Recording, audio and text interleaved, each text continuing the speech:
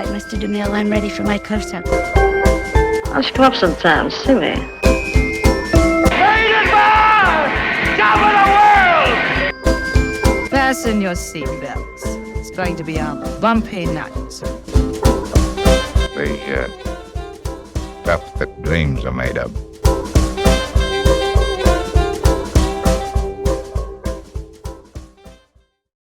Hi, Wendy here. Before we start off our episode today, I want to remind everybody to check us out on social media, Facebook, Twitter, and TikTok. Also, please leave a rating or comment on iTunes or wherever you get your podcast. You can find us on social media by simply searching Silver Screen Time Machine, and please make sure you follow our podcast, Silver Screen Time Machine, anywhere you get your podcast. Thank you, and enjoy the episode.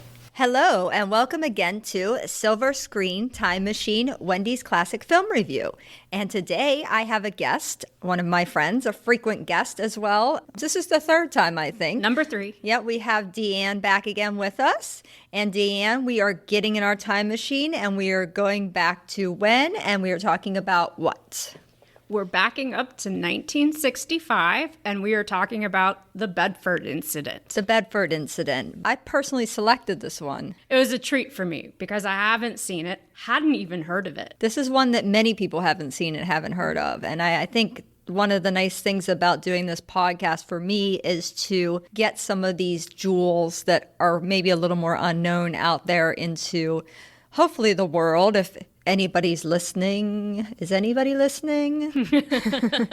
Hopefully somebody is. Anyhow, so the Bedford Incident. What was your initial thoughts on this film? I was excited to see it, and even after I watched it, because of all of the great actors, but usually typically character actors that were in this film that really, I think, got a chance to shine. Right. This is kind of, I think we were talking about this amongst ourselves the other day. You kind of called this an ensemble cast. And I think you're right in a way about that. But clearly, I feel it's clear that we're led by Richard Widmark in this film. He's the main actor. And matter of fact, also a producer on the film. Yeah, he's definitely the most prominently featured actor. And yeah, I would agree. He's the main focus here. And Richard Widmark, this is after quite a long career he had at basically doing a lot of film noirs for 20th Century Fox in the 50s. He was kind of tied to the studio system for a period of time, finally managed to get himself free into the late 50s, early 60s. And he did form a production company, and this is one of the films that he produced. And he really wanted Sidney. Now, here we go. Here's our pronunciation issue of the day. Sidney Poitier, his friend, who he had already done 2 films with. So he was great friends with Sidney. I'll just call him Sidney. Safe. Yeah, I'll just keep calling him Sidney. But we all know who I'm talking about. There's only one Sidney. Sidney Poitier. Yes, that's the only one. So he was good friends with Sidney throughout his entire career. And I think even thereafter, he was friends with him most of his life. Sidney said that Richard Widmark and his wife were one of the first actors in Hollywood to welcome him into their home. When he first started out. I didn't know that. That's fantastic. Yeah, and they worked together on a very early film of Sidney's, No Way Out, which was actually a really horrible film in a way because Richard Widmark was forced to play this extremely racist character, which he did not feel that way at all, and he was horrified that he even had to play that character. Again, he's in the studio system, and he would spend most of the film apologizing to Sidney, and Sidney was like, hey, you're playing a role. Yeah, I haven't seen that movie, but I have heard of it, and it's on my list of movies to take a look at. Yeah, it's not a very lovely character he plays there, and not a very lovely character that he plays here either. My expectations for a Richard Widmark character are, I don't expect to see him play a hero. You're like, he is just always bad. He's going to either be bad or he's going to be very complicated. Yeah. Well, he's pretty decent in Judgment and Nuremberg. Judgment in Nuremberg being the one exception that I know about. I'm sure there are others. So a little bit about before we get into the plot, a little bit about some of the background on this film. This film was from a novel, 1963 novel by Mark Raskovich. Sounds good to me. Yeah, that's what it looks like. pretty good on that one. Mm-hmm.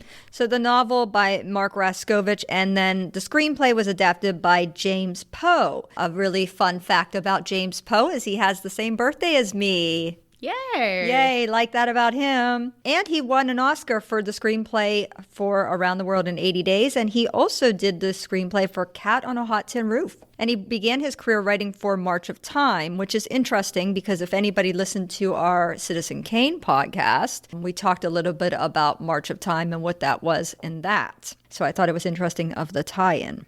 I have an interesting James Poe fact that I noticed today. What is that? He wrote the screenplay for Lilies of the Field. Yes. Which was a Sidney Poitier film that he won the Oscar for. Mm-hmm. Yep. But James Poe didn't win the Oscar. He did not. Not for that one, at least.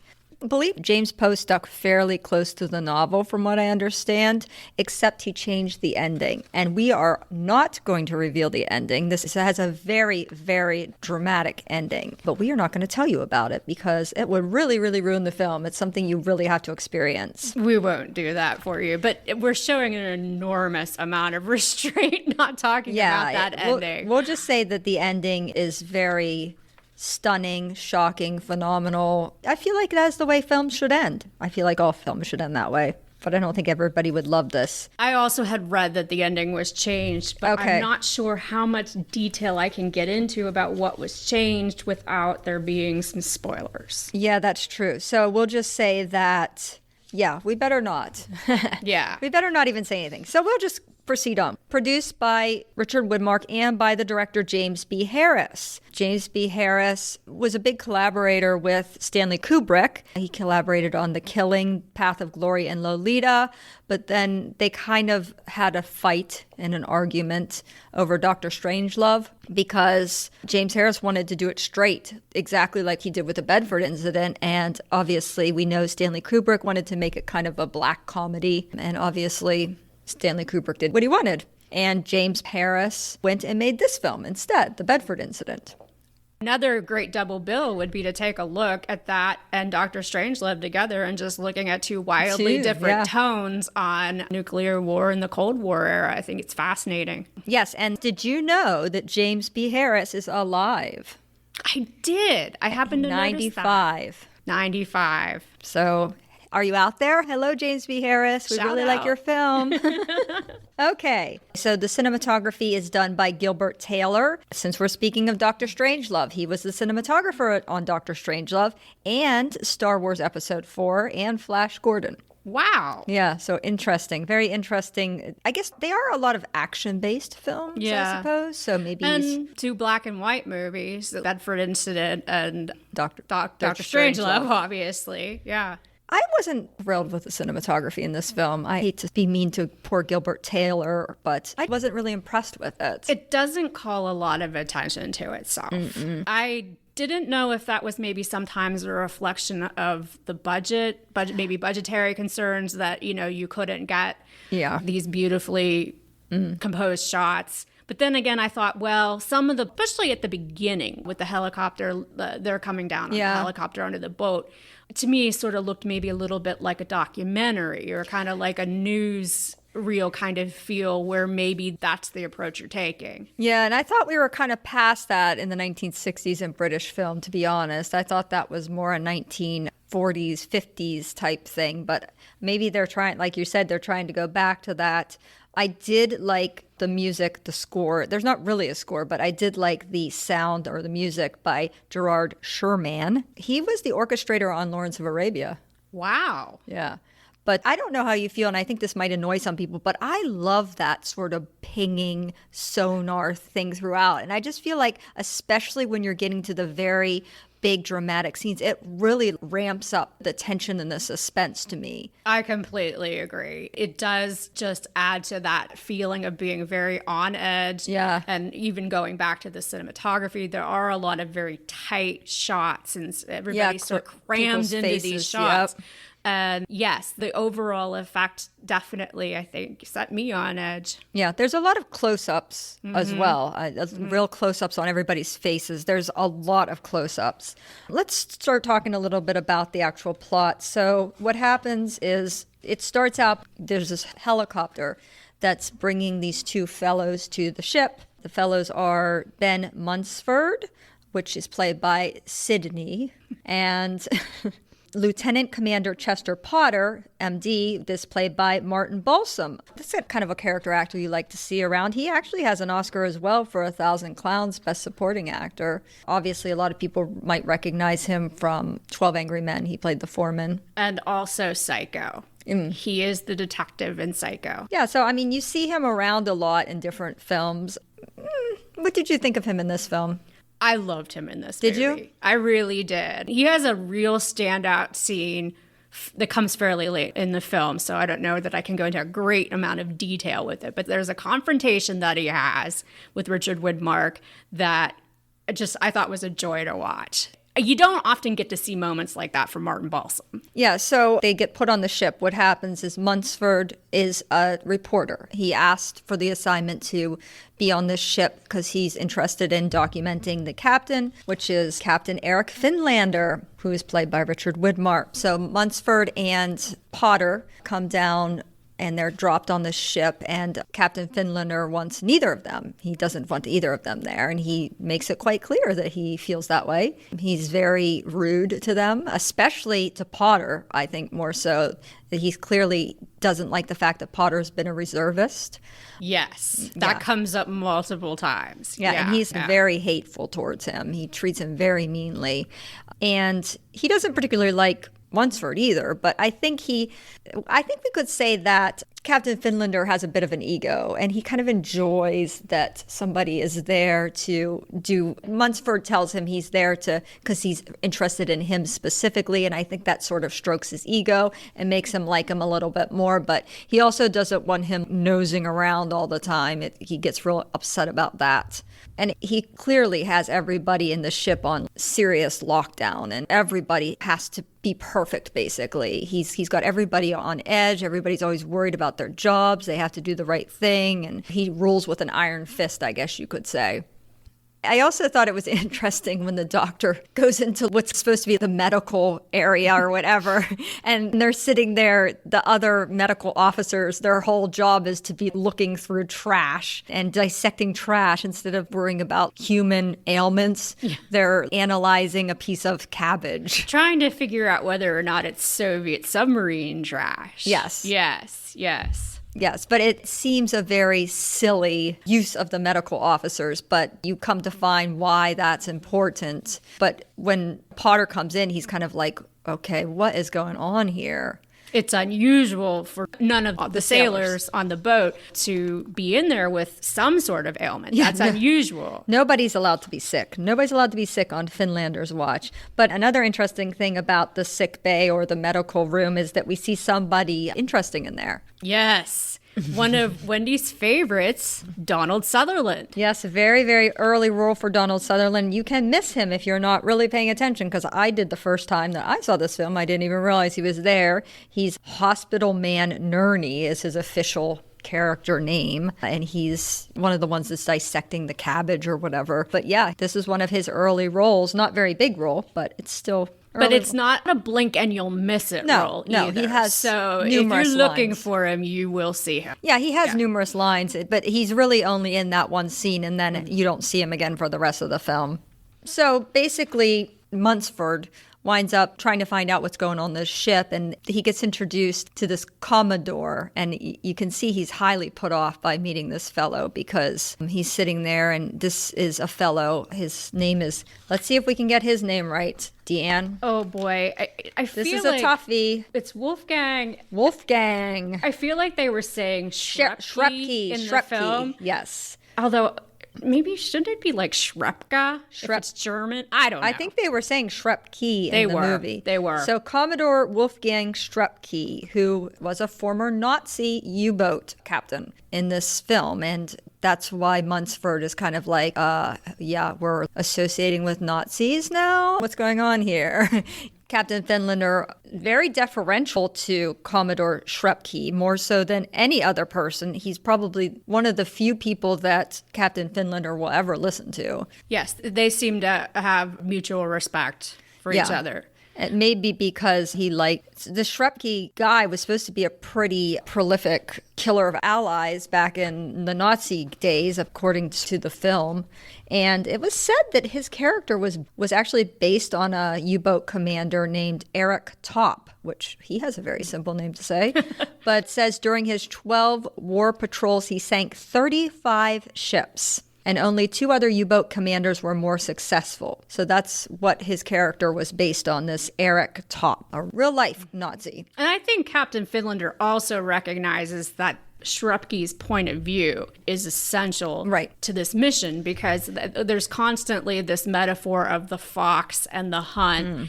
And because Shrepke has been in the mind of the pursued, that he can maybe kind of guess what the Russians might be thinking. And he's obviously a submarine expert. So he's always, throughout the whole film, Finlander is directing all these technical questions to Shrepke. What can we call him? Commodore.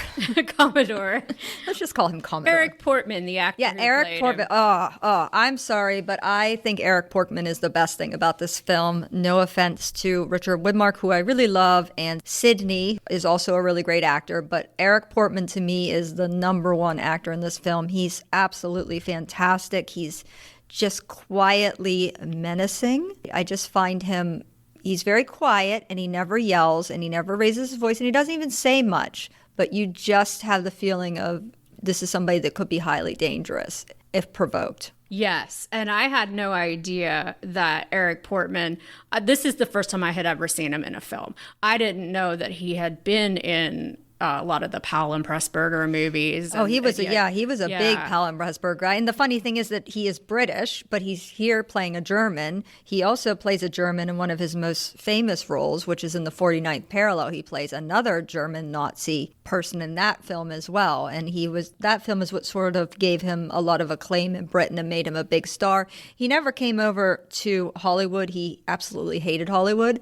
So he pretty much spent all of his career doing films in Britain. So that's why probably not as well known as some other British actors that did come over to Hollywood, but really a phenomenal actor, I think. I just think he's so good, and I think the way he and Richard Widmark play off each other is just very awesome. I think it's the best thing about the film. I love the world-weary quality that he has. Yeah. He's just sort of resigned to things in life. But just little things like when he goes to ask the doctor for the schnapps and stuff like that. I don't know. There's just such a sense of authority, I think, in him without... He's almost the opposite of Captain Finlander, who has to throw his weight around to make everybody listen to him, where he's just got this quiet authority that people just naturally listen to. That could be. That could be. So they're almost like yin and yang, those two together. Yeah. I think he has sort of almost a defeated quality, too. He's not necessarily out to prove himself in any way, shape, or form.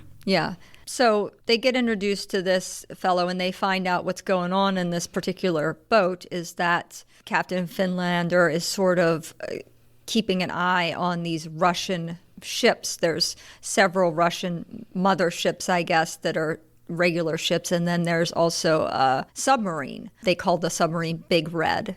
And they're kind of keeping an eye on this Big Red to see what it's up to and trying to figure out what it's doing. And they're in, what waters are they in? Well, they're constantly talking about Greenland. Yes. Yeah, okay. Greenland and Iceland, somewhere in that area. Yeah, he's kind of waiting for this submarine to go into waters they're not supposed to be in so he can make them come to the surface. And I'm not really sure... I never really understand what he's supposed to do when they come to the surface. I think they talked a lot about deterrence. And so I think the idea is without starting World War III or an international incident of some kind, get that submarine out of that particular waters where that would pose danger for the United States. Yeah, it says that the story reflects several real Cold War incidents between NATO and the Warsaw Pact navies, including one in 1957 when the USS Gunjan, a submarine, was caught in Soviet waters and chased out to sea by Soviet warships. Yeah. So I guess that's what they do. They kind of catch them in these territorial waters that they're not supposed to be in, and then they have to chase them out to the sea. I guess that's what his role is. And Munsford keeps referencing he's very good at doing this. He says he's one of the best. He gets the most results of any ship captain in the Navy. He keeps talking about this sort of thing, but then he keeps saying, but yet, even though he's getting all these great results, he was passed over for admiral. And that's why Munsford's really curious about him. He's like, well, okay, this guy has this great record. Why aren't they promoting him? And that's what he's trying to get to the bottom of. And I feel like Munsford is kind of almost the comic relief in this film because he does a lot of comical things. Sidney is his character's very relaxed and loosey-goosey, whereas you see everybody else is very severe and on edge. And he's this one guy that's just like, oh, yeah, what's up, man, blah, blah, blah, blah, you know? Well, when you think about it, he's the one non-military person on that ship.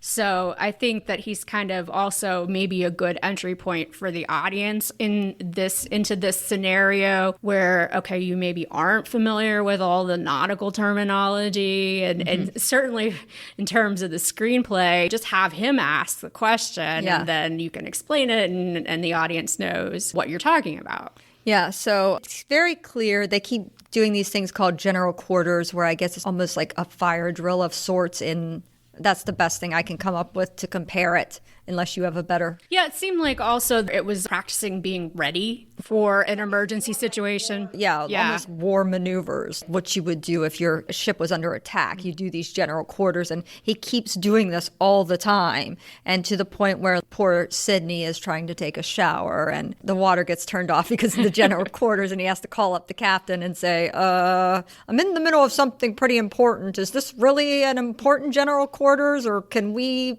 just get back to normal here? And yeah, so that's why I say kind of the comical relief once in a while in this film. Yeah, one of the few places where there is a little bit of a more lighthearted tone. Yeah. Another person that's in this film, interesting person that's in this film, is Wally Cox. Yes. And his name is Queffel, which is an odd name, but his name is Queffel, but is he the navigator or the person that listens to I'm not really sure. He's listening to those sonar pings, and it's like he's the one tracking the sub. Yes. And he plays kind of an important role here. Wally Cox, he's in films here and there. He's not in a lot of films per se, or he's certainly not a big name actor. I think his best claim to fame was that he was besties with Marlon Brando. Yeah, and I saw he also did a lot of television too. Yeah. Nothing I was familiar with. Yeah, he's just a lot of little roles here and there throughout his career, but a fairly decent sized role in this film. And again, he's tracking the submarine, and you just really see everybody is quite on edge. You just get that impression from all the men. There's another guy in this film, Ensign Ralston. Oh, James MacArthur. Yes. Played by James MacArthur. And he's a pretty big role in this as well. And he's somebody that, again, very on edge. He's a young guy trying to do the right thing. He's trying to impress Richard Widmark, and Richard Widmark is just hammering him. And he won't let up on him. And he says at one point,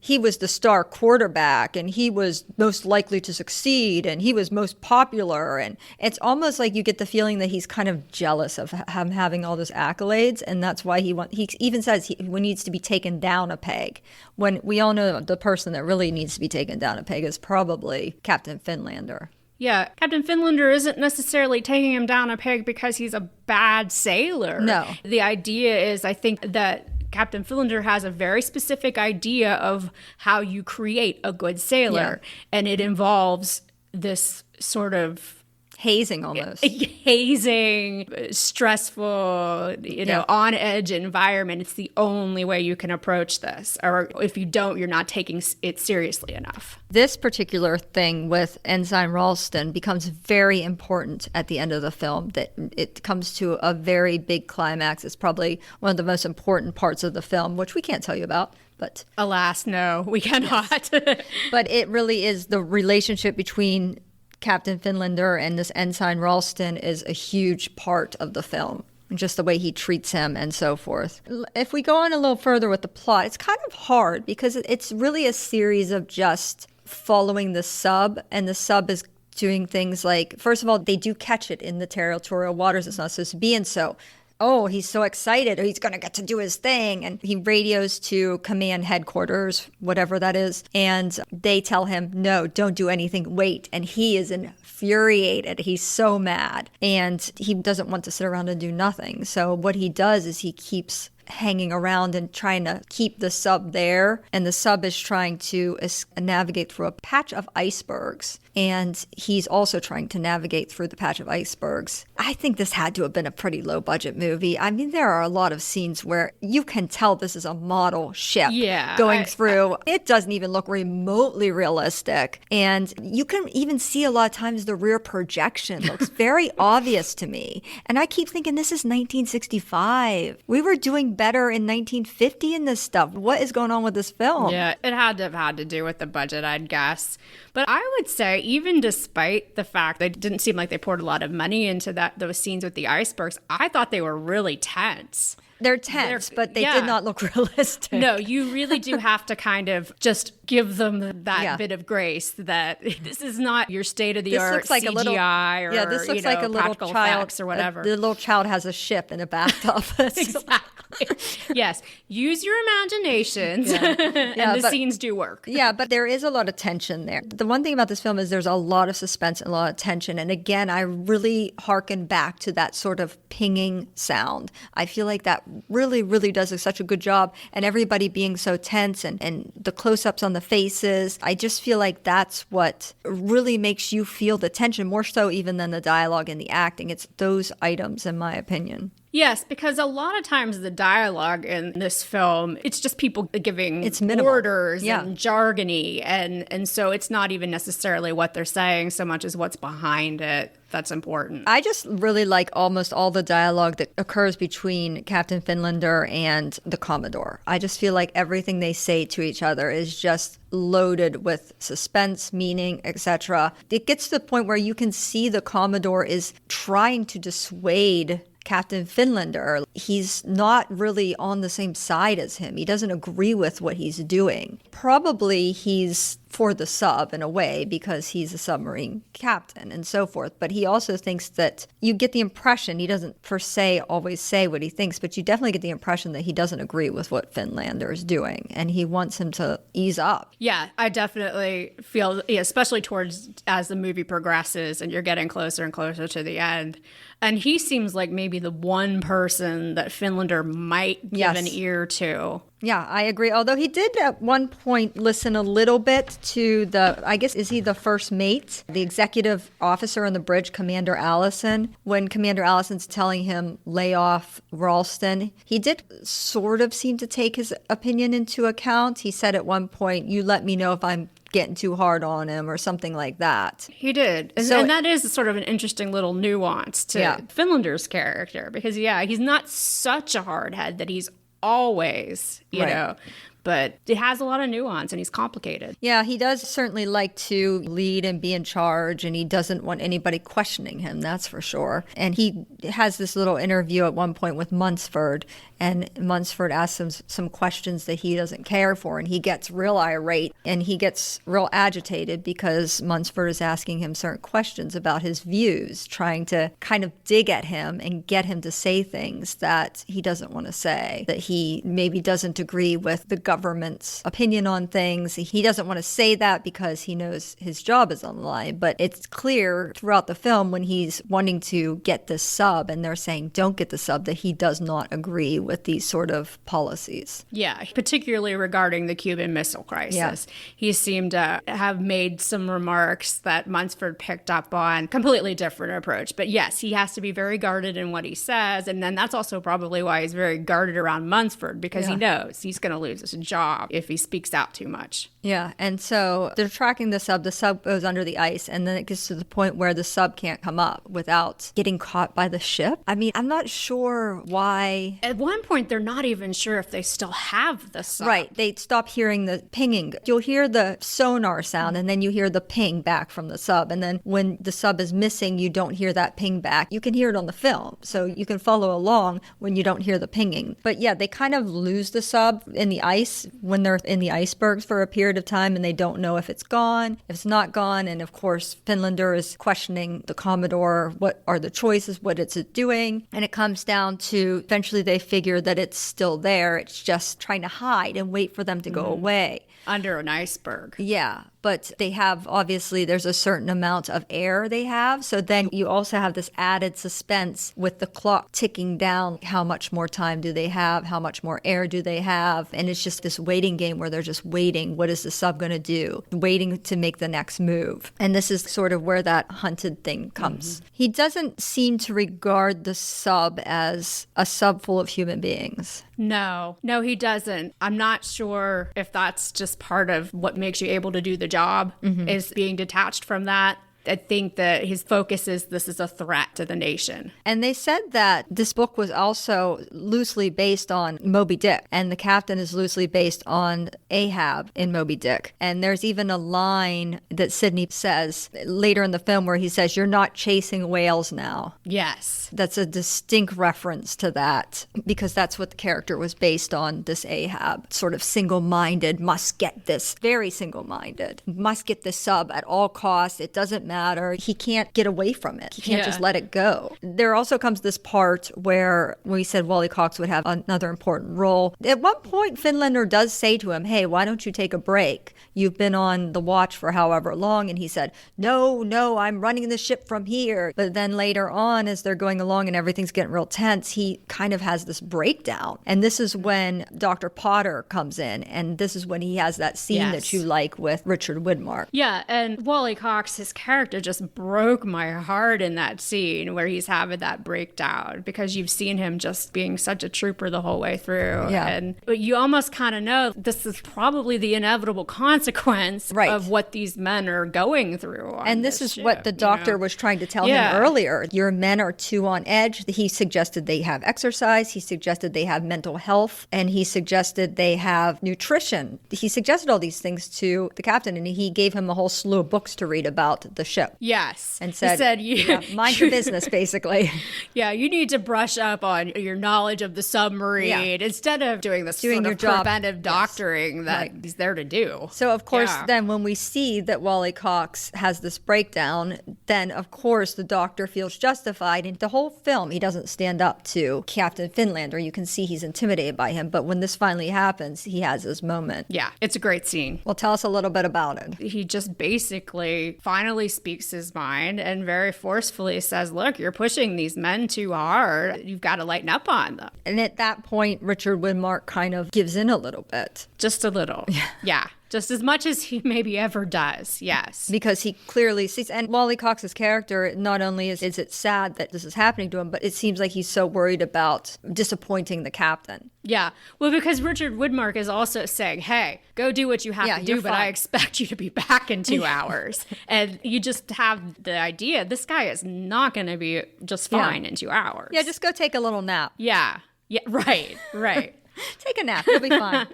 But basically, that's the whole point of the movie, because when you get further down in the movie, obviously, eventually the sub does have to come up and its little top part surfaces, I guess. And they're still trying to talk to the sub, and the sub's ignoring them and not responding to him, which is making him even more angry. And this is when the Commodore starts really disagreeing with the captain, and he's saying, what are you doing? He at one point says, those are men down there, because he's like, I'm just going to drive over the sub. And the Commodore's like, no, he's getting as upset as the Commodore gets, which is not very upset. But he's definitely saying, no, don't do this, almost considering him like a madman. Yeah, he's almost provoking an attack so that he can retaliate. Yes. Yeah. And the Commodore is saying, hey, look, he knows what it's like to be in the middle of a war, the Commodore, and he probably thinks, I don't particularly care to be in the middle of another world war. Yeah. He's trying to talk sense into the captain, but at this point, it's almost like he's gotten to the point where he's not listening to anybody. He's not going to listen. He's just decided he's after that, and nothing else matters. Yeah. And then the end happens, which is very dramatic. It is. The end of which we will say nothing, because you must see this film. You must see this film. So basically, that's most of the plot. Again, I will say it's a very stunning end. Do you have anything else you want to say about the film? Other than it was one I wasn't familiar with, it's kind of like one of those really pleasant surprises when maybe you think you've seen all the movies of your favorites and, oh, wait, there's this one. Oh, my goodness, I get to watch another Sidney Poitier movie or another Richard Widmark movie. I love it. Yeah, and a couple small things. Some of the scenes were filmed on a real boat. I guess we should say this film was made in Britain at Shepperton Studios. Yeah. The ships that the movie was filmed on were British ships. It also says a British Type 15 frigate, HMS Truebridge, where the interior scenes were filmed. If you know anything about ships, you can quite clearly see it was a British ship, even though they are supposedly Americans. And when they came down from the helicopter, this was a different ship called Type 15 frigate, HMS Wakefield. And it says it has a pennant number of F-159 clearly visible in the scene. And then the vessel that they show portraying the Soviet intelligence ship with the name Novosibirsk. Yeah, Novosibirsk. We'll go with it. Yeah, Novosibirsk. The thing that's funny about that is it has the name of the ship written out in English. Right. English letters or the characters. Latin. Why would it be written in a Latin alphabet? But it should have been, obviously, Russian uses a Cyrillic alphabet. Yeah. So why wasn't it in Would the it Russian even have been letters? On the ship I mean, when you think about it, these are military ships. Well, it wasn't, but it was supposed to be masquerading as something else. Oh, okay, right. Remember, yeah. it was supposed to be masquerading as a fishing vessel. But still, they would probably have used the Russian letters, not the Latin letters. It's helpful picking out which boat is which in the shot, though. Yes, it's obviously appropriate for the film. So, since we've gone through the Bedford Incident, you know what you have to do now. We have to have our star ratings. Yes. So, Deanne, what is your rating on this film, The Bedford Incident? Out of 5. Out of 5. I would say 3.5. Okay. Oh, and you're notoriously high. I am. 3.5, great, enjoyable movie. Maybe it's been done better other times in other films, but just a nice hidden gem kind of movie. Yeah. And I will agree with you and say 3.5 because although I really enjoy this film, I really, really like Eric Portman. I can't talk enough about how much I love the job Eric Portman does in this film. He's a phenomenal actor. I wish he had had more roles that were well known. And I also really love Richard Widmark too. But the ship and the sea, I mean, it's so low budget looking. And this is 1965. We can't do a little better even on a low budget. I feel like this could have been so much better, to be honest. But I will say that I really appreciate, I guess you can't call it the music, but the sound in it. I think that's just genius, the way they do that sonar and that pinging, and it just ramps up the tension. This is very suspenseful. This has a very amazing ending. This is the way films should end, in my opinion. As far as the acting and the suspense and the sound and the ending, that's all really marvelous. I just wish they had somehow done a little bit better, even with their budget, to try to make it look slightly more realistic. That's fair. Yeah. That's fair. I think that about wraps it up. And I would like to say again, thank you to you, Deanne, for coming on and being a wonderful guest as you always are. Oh, it's a pleasure to be here, Wendy. Thank you. Yeah, I'm sure we'll see you back soon again. And for Silver Screen Time Machine, Wendy's Classic Film Review, we were saying goodbye. Thank you for listening to our podcast today. Please don't forget to follow us on Facebook, Twitter, and TikTok. And please leave us a comment or a review on iTunes, Spotify, or wherever you get your podcast. Intro and outro music composed by Heidi Engel. Artwork by Tyler Birch. Produced and edited by Wendy Whittick. Recorded at PCTV Studios, Pittsburgh, PA. See you next time.